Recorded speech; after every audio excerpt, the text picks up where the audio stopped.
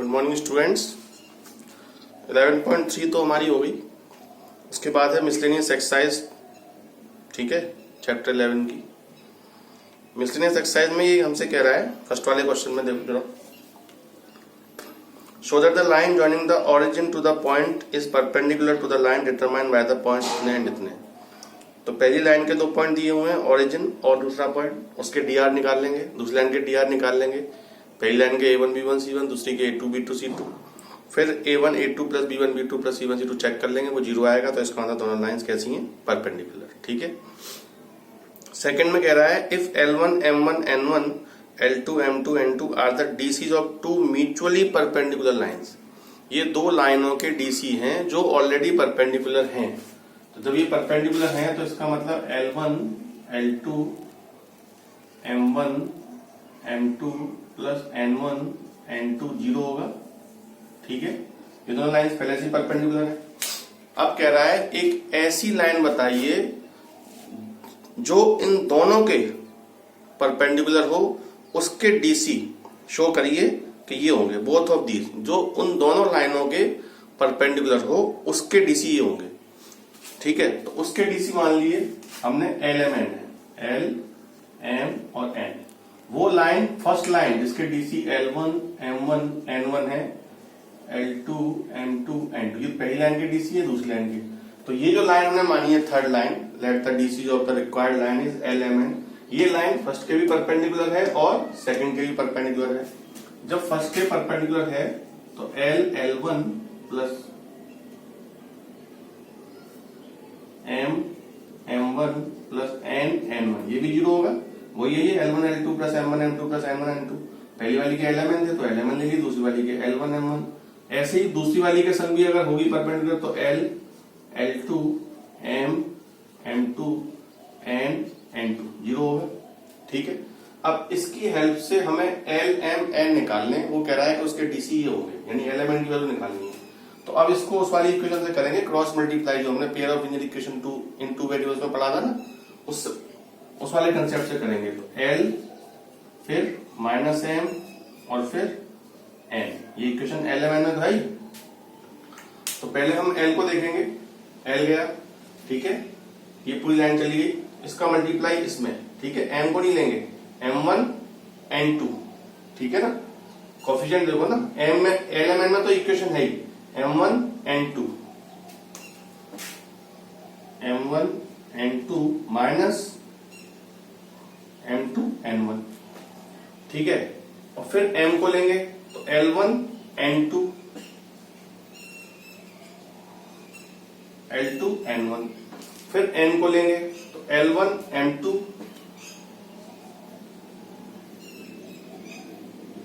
Minus L2 M1, ठीक है। ये वैल्यू निकल के आएंगे। अब इस वैल्यू को जो है LMN जो है, इस वाले कंसेप्ट में देखें, L1 L2 plus M1 M2 plus N1 N2 0 है, तो इस वाले कंसेप्ट को इसमें यूज करके हमें LMN निकालने हैं, ठीक है। इसको मान लो इक्वल्स टू, या डीसी अगर डायरेक्टली देखें, डीसी ऑफ द लाइन, तो इसको इक्वल्स टू में कुछ मानेंगे तो L की वैल्यू क्या निकल के आएगी, M1 N2 minus M2 N1 comma L1, इस माइनस से मैंने इसको ठीक कर लिया, L2 N1 L1 N2 comma L1 M2 L2 M1, ठीक है। तो ये इसके डीसी निकल के आ गया, ये डीसी वो हमसे कह रहा था निकालने के लिए, ठीक है।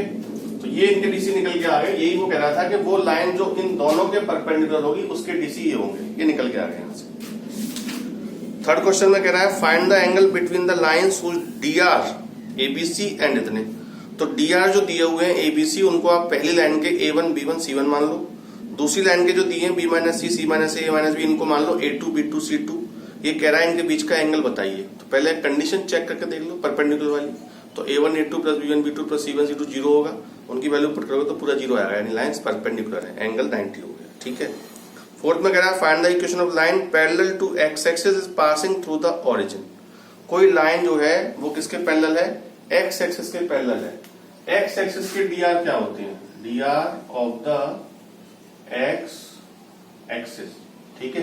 तो एक्स एक्सिस के जो डीआर होते हैं वो 1 0 0 होते हैं, क्योंकि एक्स एक्सिस के संग कितना एंगल बनाएगी 0, तो cos 0 कितना हो गया 1, y के संग 90 तो cos 90 0, z के संग 90 तो cos 90 0। तो एक्स एक्सिस के डीआर ये होते हैं। अब लाइन कहां से पास हो रही है? लाइन पास हो रही है कहां से? ओरिजिन से। तो जो हम x1 y1 z1 लेते हैं वो ये हो गया। तो इक्वेशन क्या होती है? x minus x1 upon 1, y minus 0 upon 0, z minus 0 upon 0। तो x upon 1, y upon 0, z upon 0। हालांकि इस 0 लिखने का कोई मतलब आपको दिखाई नहीं दे रहा होगा, लेकिन जो फॉर्म है वो यही रहेगी, ठीक है। एक्स एक्सिस की equation x upon 1, y upon 0, z upon 0 ऐसे लिखे जाएंगे। आप ऐसा मत करना कि ये इन्फिनिटी हो गया, क्योंकि ये स्टैंडर्ड फॉर्म जो है उसमें ये चीज dr को रिप्रेजेंट कर रही है। कोई हम न्यूमेरिकल वैल्यू नहीं निकाल रहे हैं कि पूरा सॉल्व करके न्यूमेरिकल वैल्यू निकाली तो साहब इनफाइनाइट वैल्यू आ गई, ठीक है। ऐसे ही फॉर्म लिखी जाएगी जैसे भी है। फिफ्थ में कह रहा है, if the coordinate of the point ABCD be इतना इतना, then find the angle between the line AB and CD, ठीक है। तो लाइन AB जो दी हुई है उसके dr निकाल लो, CD के निकाल लो कोऑर्डिनेट की हेल्प से, फिर एंगल वाला फॉर्मूला लगा दो और एंगल निकाल लो, ठीक है, dr की हेल्प से। इसमें कह रहा है 6 वाले में लाइन जो है वो परपेंडिकुलर है, तो k की वैल्यू बताइए, कंपेयर कर लो उसको ABC से, A1 B1 C1 A2 B2 C2 निकाल लो, एंगल निकल जाएगा। परपेंडिकुलर वाली कंडीशन लगा देना, k निकल जाएगा। 7th में कह रहा है find the vector equation of line passing through 1 2 3 and perpendicular to the plane. अब देखो लाइन कह रहा है प्लेन के परपेंडिकुलर है, ये कंसेप्ट यहां से थोड़ा थोड़ा बदलेगा। मैंने पहले भी कहा था कि प्लेन के परपेंडिकुलर, प्लेन की जो पूरी आइडेंटिटी है वो किससे है? प्लेन की जो पूरी आइडेंटिटी है वो उसके नॉर्मल से है। और ये कह रहा है कि लाइन जो है वो प्लेन के परपेंडिकुलर है। प्लेन मतलब ये, तो लाइन अगर प्लेन के परपेंडिकुलर होगी तो ऐसे होगी, लेकिन प्लेन के जो dr है वो तो नॉर्मल के माने जाते हैं। नॉर्मल के dr तो बोलते हैं हम जब बोले ना dr ऑफ द प्लेन, तो प्लेन के कोई dr नहीं होते, वो उस नॉर्मल के dr माने जाते हैं। तो लाइन और नॉर्मल कैसे हैं? देखो ध्यान से, लाइन और नॉर्मल पैरेलल है।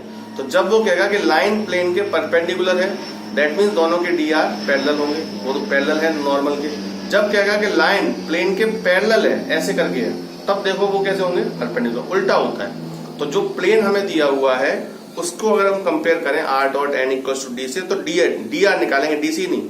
तो इसमें रूट करके स्क्वायर करके प्लस करने की जरूरत नहीं है। वो कह रहा है हमसे प्लेन की इक्वेशन दी हुई है r dot i plus 2j minus 5k plus 9। तो 9 को यहां ले जाओ, पहले माइनस का हो जाएगा, फिर माइनस को कॉमन लेके i plus 2j minus 5k में माइनस लगा दो, तो वो r dot minus i minus 2j plus 5k equal to 9 हो जाएगा। फिर dr कंपेयर करेंगे तो -1 -2 और +5 निकल के आ जाएंगे प्लेन के dr। जो प्लेन के dr होंगे यानी नॉर्मल के dr होंगे वही लाइन के dr होंगे, क्योंकि लाइन और नॉर्मल दोनों पैरेलल हैं। तो लाइन के dr हमें मिल ही गए। लाइन किस पॉइंट से पास हो रही है? 1 2 3 से, और वो पॉइंट भी मिल गया, इक्वेशन निकाल लेंगे, ठीक है।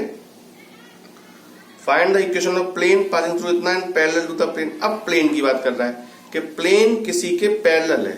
प्लेन अगर दूसरे प्लेन के पैरेलल है, इसका मतलब दोनों के dr सेम होंगे। लाइन और प्लेन में उल्टा होता है, प्लेन में नहीं होगा, जैसे ये है। तो इसके dr वही होंगे जो इस वाले के dr होंगे, क्योंकि दोनों के जो नॉर्मल होंगे वो तो पैरेलल ही होंगे जब प्लेन पैरेलल है। तो जो dr उसके होंगे 1,1,1 दिए हुए हैं, वही dr दूसरे प्लेन के होंगे जिसकी हमें इक्वेशन निकालनी है। पॉइंट हमें पता ही है, ठीक है। तो उसके dr सेम होंगे, इक्वेशन निकाल लेंगे, ठीक। प्लेन की इक्वेशन बताई थी ax minus x1 plus by minus y1 plus cz minus z1 equal to 0। यहाँ x1 y1 z1 वो पॉइंट है जिससे प्लेन पास हो रहा है, abc उसके dr है, ठीक है। 9th में कह रहा है find the shortest distance between the line and the, अच्छा लाइन के बीच की डिस्टेंस निकाल लेंगे, कोई दिक्कत नहीं है। 10th और 11th क्वेश्चन दोनों एक जैसे हैं, समझ लें। Find the coordinate of the point where the line इतने इतने क्रॉसेस द yz प्लेन, ठीक है।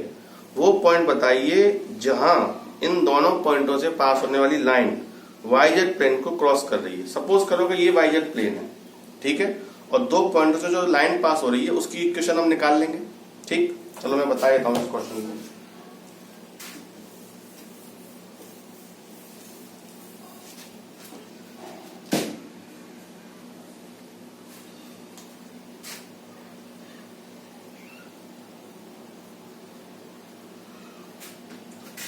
Equation of line passes through 5 1 6 3 4 1।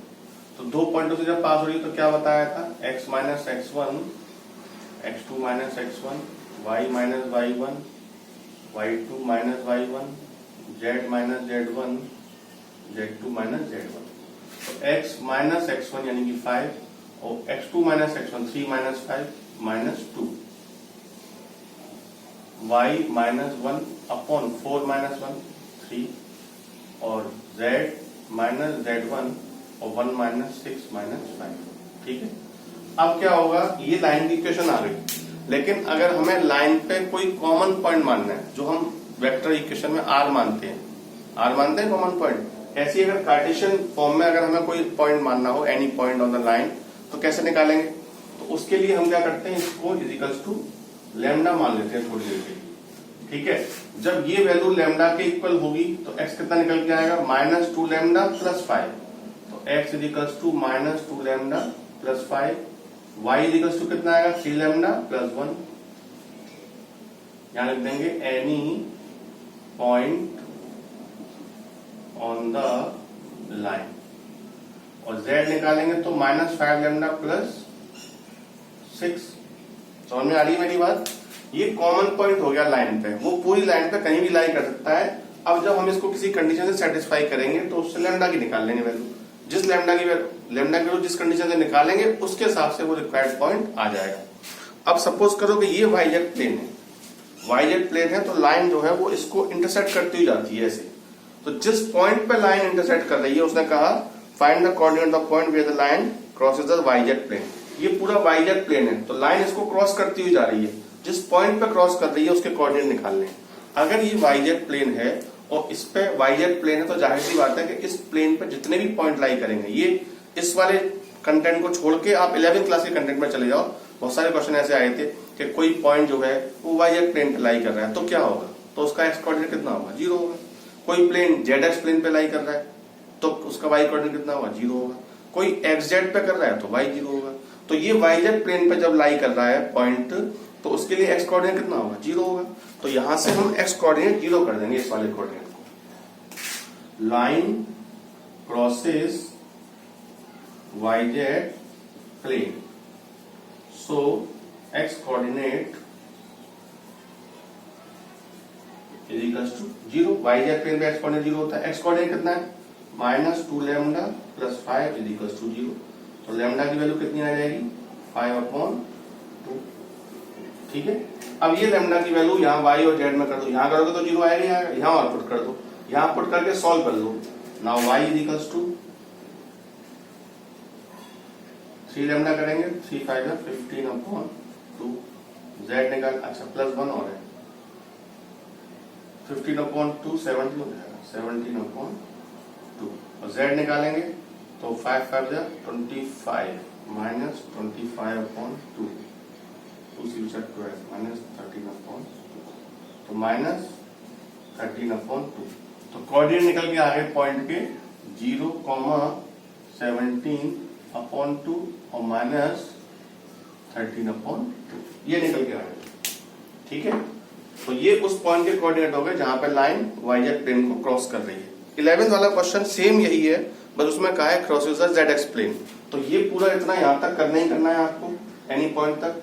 फिर लिखना है line crosses Z x plane, then Y coordinate, तो वाई कोऑर्डिनेट 0 होगा, उसकी हेल्प से लैम्डा निकाल लेंगे और बाकी दोनों में पुट कर देंगे, कोऑर्डिनेट निकाल लेंगे। ठीक है, ये जो मैंने कंसेप्ट बताया ना any point on the line वाला, इसको याद रखना, ये बहुत सारे क्वेश्चंस और आगे आएंगे उसमें यूज होगा, और पेपर में भी ऐसे क्वेश्चंस आते हैं, वहां पे any point on the line निकालना होगा तो हम ऐसे निकालेंगे। ठीक है, बाकी भी ऐसी करनी है, करके देखना जरा।